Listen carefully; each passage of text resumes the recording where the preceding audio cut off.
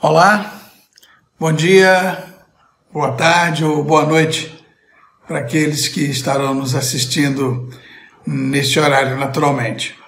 Estamos juntos mais uma vez na Escola Bíblica Dominical da Igreja Presbiteriana de Botafogo. É sempre uma alegria e um privilégio poder juntos estudarmos a Palavra de Deus e, à luz do Espírito Santo, naturalmente entender e internalizar seus ensinamentos. Então, irmãos e amigos da Bíblia, vamos juntos caminhar para as 100 visualizações? Lembra o desafio que fizemos na última vez que tive a oportunidade de estar com vocês? Convidou mais alguém para, junto com você, estudarmos a Bíblia? Quero dizer para você que nós já estamos quase chegando lá. Nosso desafio é em torno de 100 visualizações. É lógico que nós queremos passar. Então, ao dar o seu like, você também marca a sua visualização conosco. Como a maioria do que nos assistem já sabe, quero destacar para aqueles que estão chegando agora, naturalmente, que estamos estudando alguns personagens dos livros que compõem o Pentateuco, os 5 primeiros livros da Bíblia. Já estudamos, por exemplo, sobre Abraão, e o personagem agora em questão, já iniciado há 3 domingos passados, né? É nada mais, nada menos que José, um dos filhos de Jacó. Eu tenho um episódio muito interessante que aconteceu na minha vida que eu quero compartilhar com você. Quando iniciei meus estudos universitários, já há alguns anos atrás, naturalmente, eu me graduei em administração de empresas. Um dos professores, na primeira aula, na aula inaugural, falando da origem dessa disciplina, da origem da administração de empresa, ele destacou exatamente esse moço, que naquela ocasião ele o chamou de José do Egito, e é como nós efetivamente o conhecemos. E ele destacou dizendo que José do Egito foi o primeiro administrador de empresas na história do mundo. Olha, eu vou te dizer uma coisa, se eu já era fã de José por conhecer a sua história no contexto bíblico, imagine agora, ou naquele momento, sendo destacado no meio universitário. Foi realmente um momento que eu jamais esqueço quando falo de José do Egito ou quando penso nessa área de administração de empresa. Mas, pois bem, percebam que é rica a experiência da vida de José, cujos temas estudados até agora mostrou, desde a primeira aula, né, que nós temos assistido, o favoritismo do filho que era. Ele era favorito de Jacó, mas passou pelo abandono dos próprios irmãos, passou pela prisão, pelo esquecimento de tantos outros, mas nunca esquecido por Deus, que o colocou inclusive como governador do Egito. Nós já vimos isso em aulas anteriores, que nem era a sua terra natal, ele era estrangeiro, né?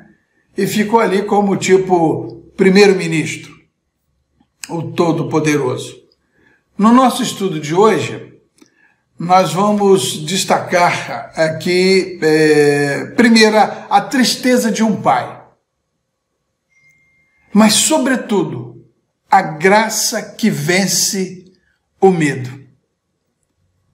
Mas eu quero, antes, orar junto com você, pedindo a orientação de Deus, a iluminação do Senhor na minha vida e na sua vida, no entendimento de toda a palavra que nós vamos estar aqui estudando, sempre naturalmente à luz da palavra de Deus. Vamos orar? Senhor, te agradecemos, Pai, por mais esta oportunidade de estarmos juntos neste momento, usando essa tecnologia, mesmo que virtualmente, mas estudando a Tua palavra. E, Senhor, nós sabemos que Tu estás presente entre nós, Pedimos a Deus a tua ajuda, pedimos a iluminação do teu Espírito, para que tudo que viermos conversar neste tempo seja momentos de edificação para cada um de nós. Te pedimos a Deus em nome de Jesus.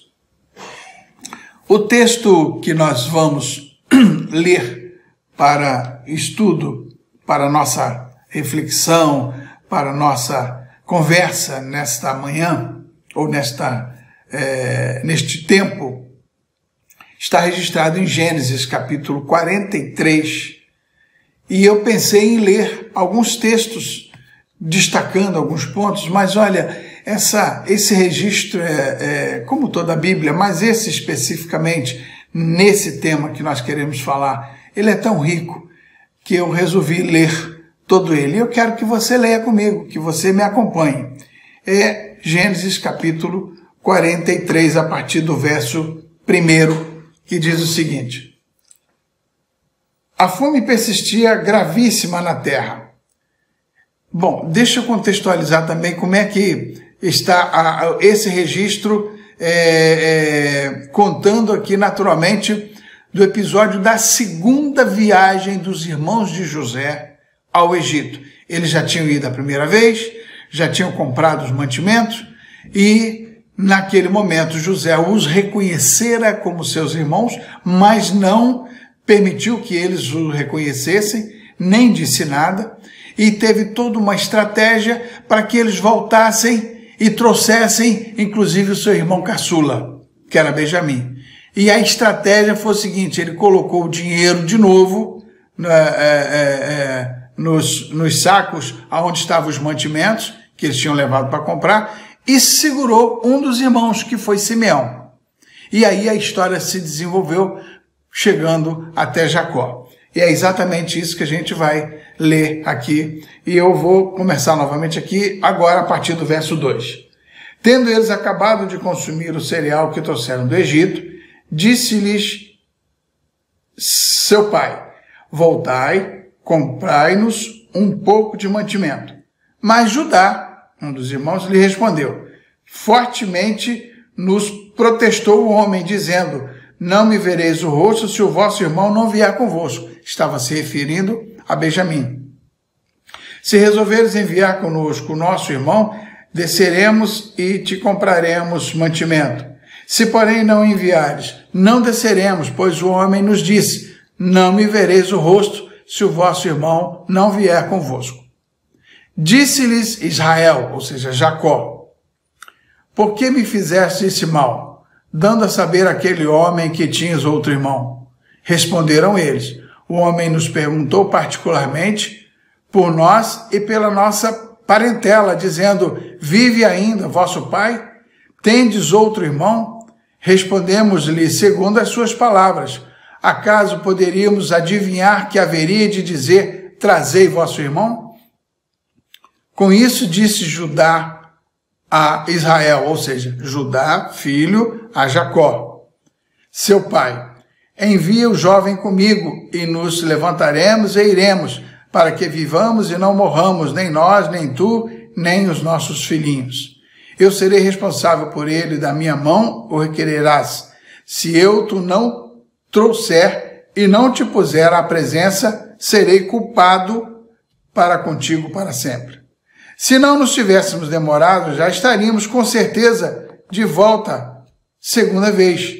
Respondeu-lhes Israel, Jacó, seu pai: se é tal, fazei, pois, isso. Tomai do mais precioso desta terra e vossos sacos, e levai presente a esse homem um pouco de bálsamo e um pouco de mel, aromatas e mirra, nozes e pistácia e amêndoas. Levai também dinheiro em dobro, e o dinheiro restituído na boca dos sacos, tornai a levá-lo convosco. Pode bem ser que fosse engano. Levai também vosso irmão, levantai-vos e voltai àquele homem. Deus Todo-Poderoso vos dê misericórdia perante o homem, para que vos restitua o vosso outro irmão e deixe vir Benjamim. Quanto a mim, se eu perder os filhos, sem filhos ficarei. Aí já começa ao registro na chegada deles ao Egito. Tomaram, pois, os homens, os presentes, o dinheiro em dobro e a Benjamim, levaram-se e desceram ao Egito e se apresentaram perante José. Vendo José a Benjamim com eles, disse o dispenseiro da sua casa, ou seja, o mordomo: leva estes homens para casa, mata rezes e prepara tudo, pois estes homens comerão comigo ao meio-dia. Fez ele conforme ou como José lhes ordenara e levou os homens para a casa de José. Os homens tiveram medo, porque foram levados à casa de José e diziam: é por causa do dinheiro que da outra vez voltou em nossos sacos para nos acusar de arremeter contra nós, escravizar-nos e tomar nossos jumentos? E se chegaram ao mordomo da casa de José e lhe falaram à porta e disseram: ah, Senhor meu, já uma vez descemos a comprar mantimento. Quando chegamos à estalagem, abrindo os nossos sacos, eis que o dinheiro de cada um estava na boca do saco, nosso dinheiro intacto. Tornamos a trazê-lo conosco. Trouxemos também outro dinheiro conosco para comprar mantimento. Não sabemos quem tenha posto o nosso dinheiro nos nossos sacos. Ele disse, ele o dispenseiro, o mordomo: paz seja convosco, não temais. O vosso Deus e o Deus de vosso pai vos deu tesouro nos vossos sacos, e o vosso dinheiro me chegou a mim. E lhes trouxe fora a Simeão. Depois levou o mordomo aqueles homens à casa de José, e lhes deu água e eles lavaram os pés, também deu ração aos seus jumentos. Então prepararam o presente para quando José viesse ao meio-dia, pois ouviram que ali haviam de comer. Chegando José à casa, trouxeram-lhe para dentro o presente que tinham em mãos e prostraram-se perante ele até a terra. Lembram do sonho de José? Pois bem, ele lhes perguntou pelo seu bem-estar e disse: vosso pai, o ancião de quem me falaste, vai bem? Ainda vive? Responderam eles: vai bem o seu servo, nosso pai, e vive ainda. E abaixaram a cabeça e prostraram-se. Levantando José os olhos, viu a Benjamim, seu irmão, filho de sua mãe, e disse: é este o vosso irmão mais novo, de quem me falastes? E acrescentou: Deus te conceda graça, meu filho. José se apressou e procurou onde chorar, porque se movera no seu íntimo para com seu irmão, entrou na câmara e chorou ali. Depois lavou o rosto e saiu, conteve-se e disse: serve a refeição. Serviram-lhe a ele a parte, e a eles também a parte e a parte dos egípcios, que comiam com ele, porque os egípcios não lhes era lícito comer pão com os hebreus, porquanto é isso abominação para os egípcios. E assentaram-se diante dele o primogênito, segundo a sua primogenitura, e o mais novo, segundo a sua menoridade. Disto os homens se maravilhavam entre si, os homens, os irmãos de José. Então lhes apresentou as porções que estavam diante dele. A porção de Benjamim era 5 vezes mais do que a de qualquer deles, e eles beberam e se regalaram com ele, ou seja, com José. Nós vamos perceber que texto rico, que história fantástica, mas foi isso mesmo. E a gente vai abordar aqui, num primeiro momento, a resistência e a relutância de Jacó. Quando Jacó soube o que havia acontecido na primeira viagem deles ao Egito, aquele homem que já estava com a idade mais avançada, já idoso, se encolheu de medo. Em vez de estimular agradecimento a Deus por tudo que ele já estava tendo ali de mantimento e tudo mais, respondeu de forma negativa e horizontalmente, ou seja, dentro da perspectiva humana, sem lembrar de Deus. E veja a sua resposta que está aí em Gênesis 42, 2 versículos antes do texto que nós lemos. E ele respondeu dizendo o seguinte: então lhes disse Jacó. Os filhos tinham acabado de falar com Jacó que quando acabasse o mantimento e que no retorno precisariam levar Benjamim, porque essa foi a condição estabelecida por aquele homem que eles não sabiam que era José, o seu irmão, por aquele homem que era governador ou que era o primeiro-ministro daquela nação. E disse: tendes-me privado, disse Jacó quando ouviu isso dos filhos, tendes-me privado de filhos. José já não existe. Simeão agora não está aqui. E agora querem levar Benjamim. Todas essas coisas me sobrevêm. E continuou Jacó dizendo: meu filho não descerá convosco. Seu irmão, ou seja, José, já é morto. E ele ficou só, ou seja, Benjamim ficou só. Veja novamente aí o destaque do favoritismo de José e Benjamim, estabelecido por Jacó.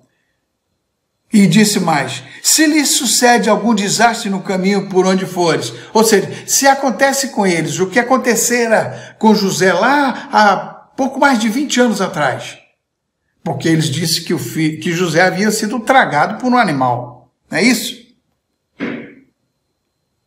Fareis descer minhas cães com tristeza à sepultura. Jacó deveria estar grato pelos filhos que ainda estavam vivos ali na frente dele, porque quando eles estiveram lá no Egito pela primeira, foram acusados de espiões e poderiam estar mortos à luz da justiça dos egípcios, da portaria de Faraó. Então, além de terem poupado a vida de seus filhos, receberam mantimentos e o seu dinheiro havia sido devolvido. Jacó, porém, não só reagiu negativa e horizontalmente, ou seja, dentro da perspectiva humana, sem lembrar de um Deus que até então havia ou estava mantendo a sua vida, a sua família, como também se expressou com exagero, falando que Simeão já estava morto. É como se vocês estão me enganando, estão dizendo que Simeão está detido, ele já está morto.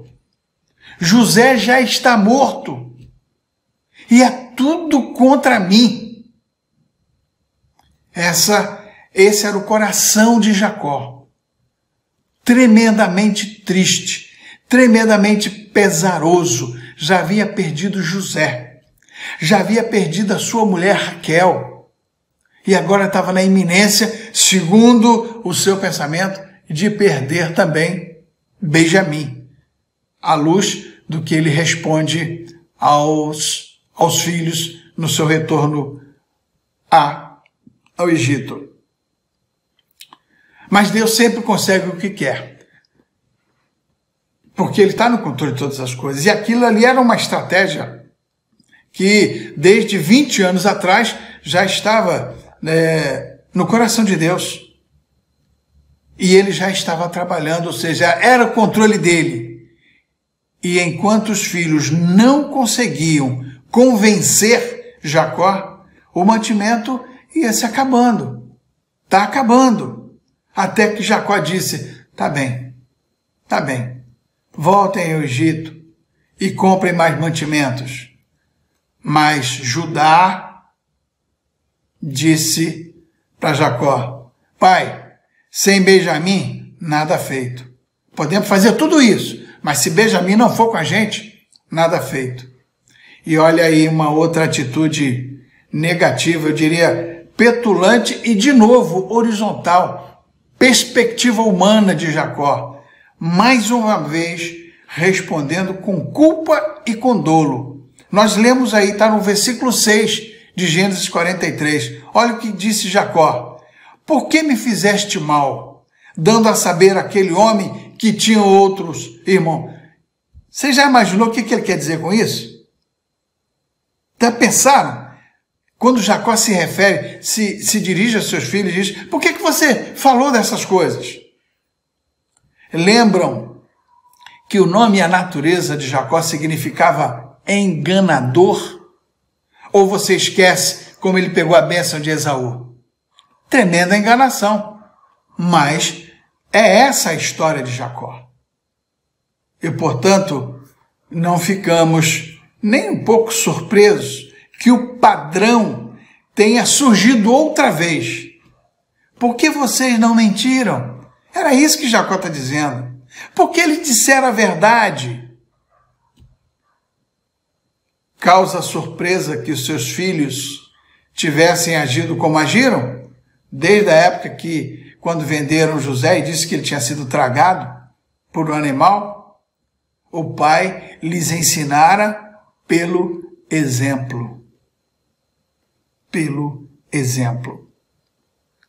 Mas como eu disse antes, Deus sempre consegue o que quer. Sabe todas as coisas. Conhece todas as coisas. E a fome que Jacó sentia o persuadiu a não resistir mais. E finalmente ele autoriza a ida de Benjamim. Se Jacó tivesse ouvido os filhos que pelo menos dessa vez falavam a verdade, o problema já teria sido resolvido, não é verdade? E fica aí então, irmãos, um grande ensinamento para nós pais, né? Com os nossos filhos. Saibamos ouvir nossos filhos. Mas antes de responder, coloquemos diante de Deus, para que não sejamos negativistas, petulantes e horizontais, como fora Jacó na resposta que deram aos seus filhos.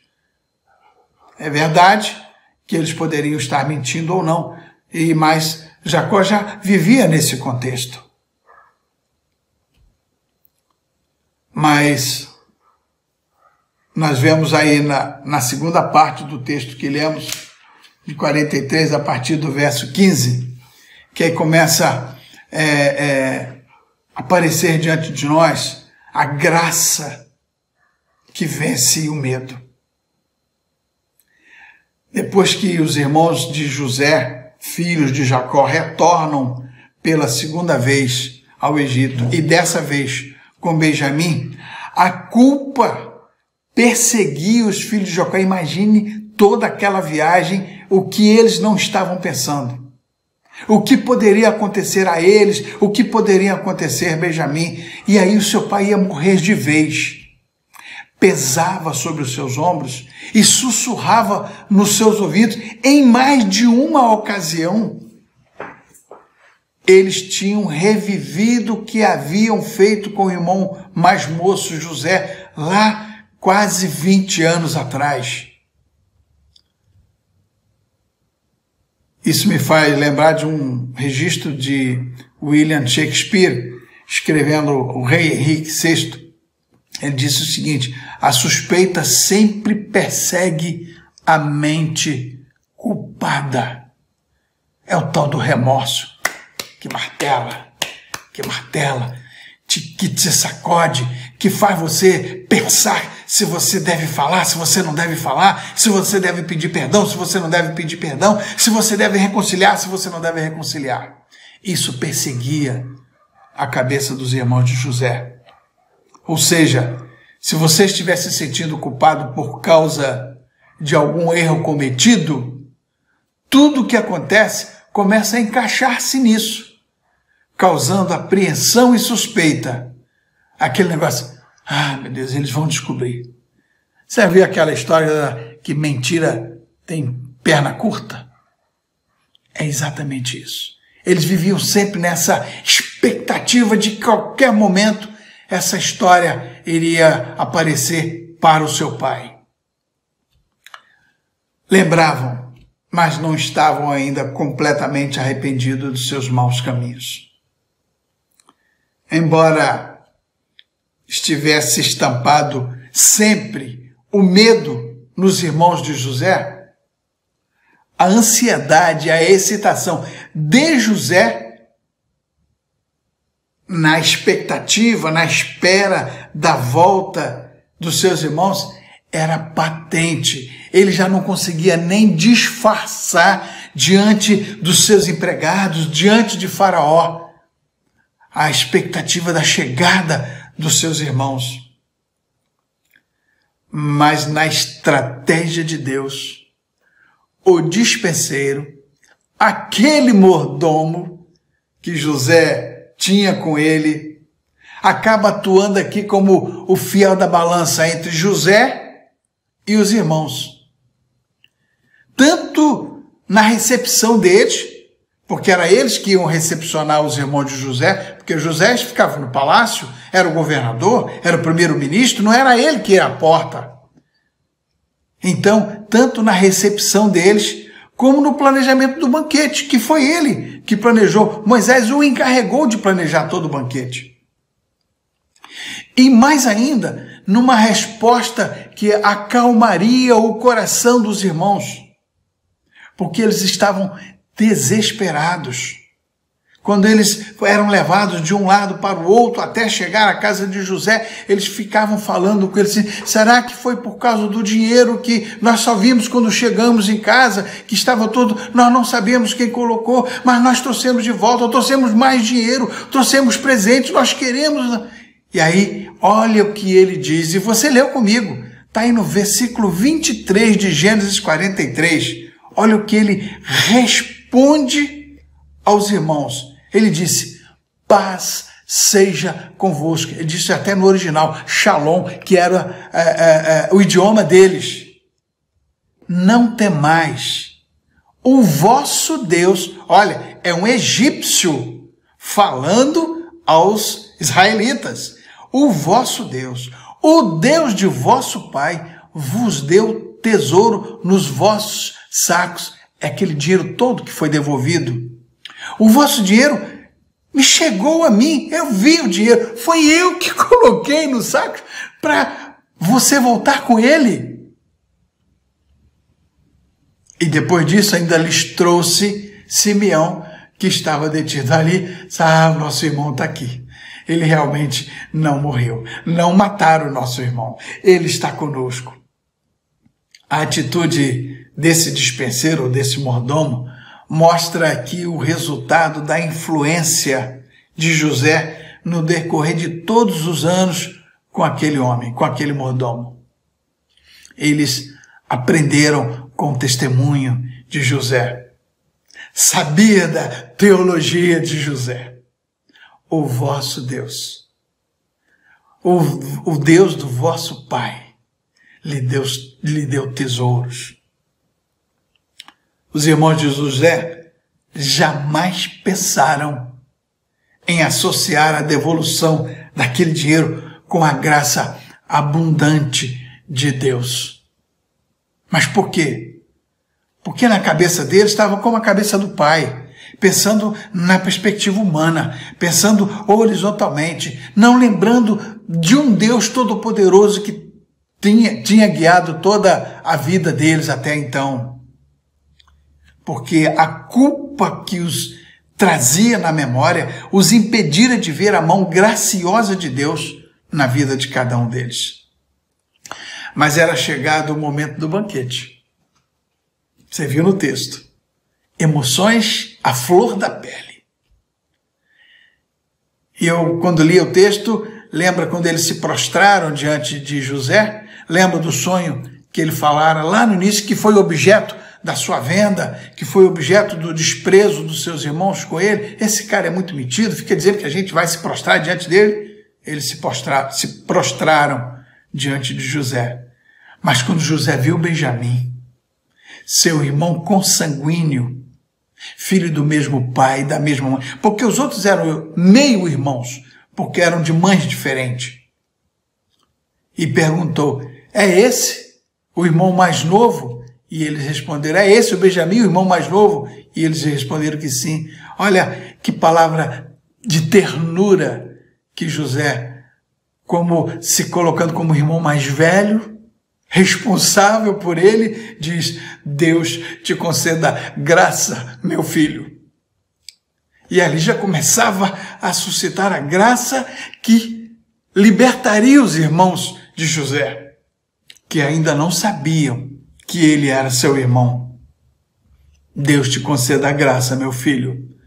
Josué falando ao seu irmão mais novo, seu caçulinha. Gênesis 43, 29. Você pode imaginar a cena? Eu fico imaginando, eu já me emociono só imaginar a cena de José depois de mais de 20 anos, diante dos irmãos que o venderam, que disseram para o pai que tinha sido tragado por um animal, e agora estavam diante dele sem ele poder dizer: vocês são meus irmãos, porque ainda não havia acabado a estratégia. De uma hora para outra, esse homem poderoso, esse homem governador, primeiro-ministro, sai correndo para o quarto, diz o texto que é a câmara, para chorar, para verter lágrimas. E passando na sua mente, no seu coração, todos os anos de sofrimento que ele teve. Mas Deus não esquecera dele um só momento. Permitiu que ele sofresse o limite que ele poderia sofrer. E no tempo de Deus, no tempo certo, Deus fez o que fez com José. Mas passada a emoção, José autoriza o mordomo a servir o banquete. Os irmãos de José ficaram atônitos, perplexos, como estavam sendo tratados. Esperávamos que muita coisa pudesse acontecer a cada um deles, até mesmo a possibilidade de serem mortos. Mas nunca poderia imaginar que estariam sentados à mesa do governador do Egito, do primeiro-ministro do Egito. É surpreendente como os atos de graça de José libertaram todos ao redor daquela mesa. No início havia, sim, sentimentos de ansiedade e de medo.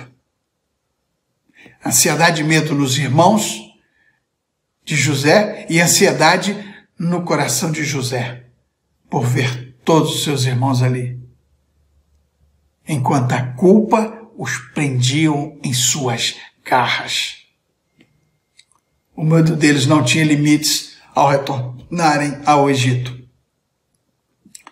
Em pouco tempo, porém, se viram tratados com bondade, sentados ao redor de uma mesa repleta de alimentos que jamais imaginariam, e, acima de tudo, à vontade na agradável presença da realeza, na agradável presença do Senhor do Egito.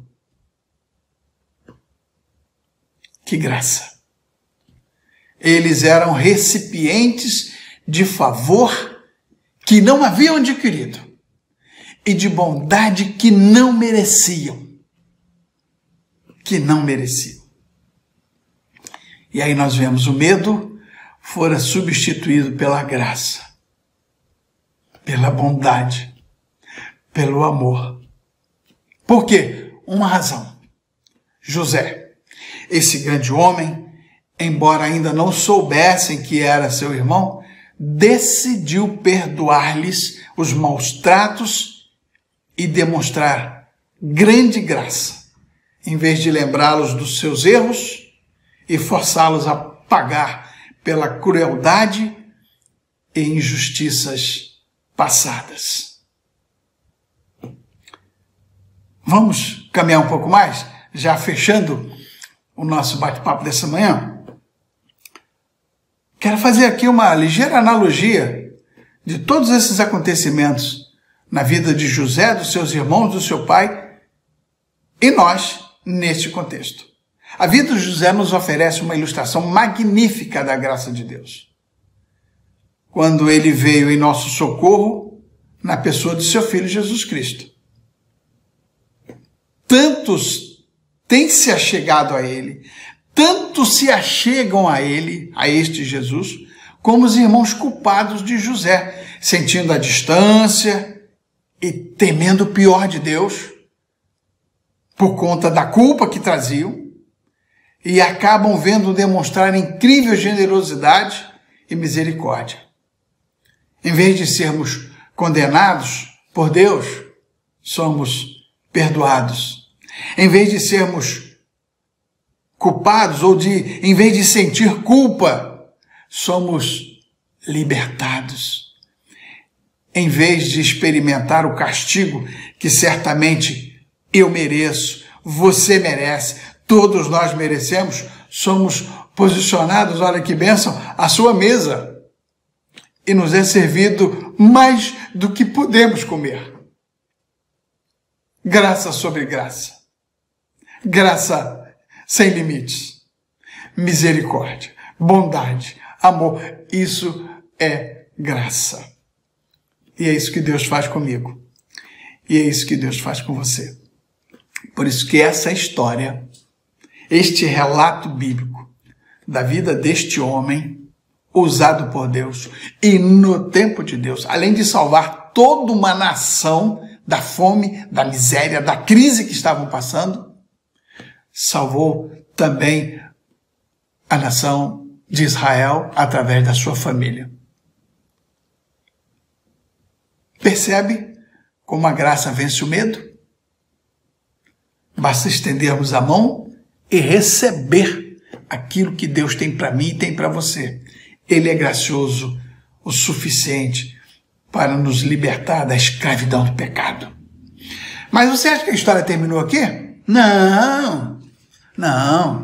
Domingo que vem tem mais. Ainda tem episódios aqui emocionantes e fantásticos que José vai procurar mostrar não só ao faraó, à nação egípcia, como também ao restante de toda a sua família e até de seu pai.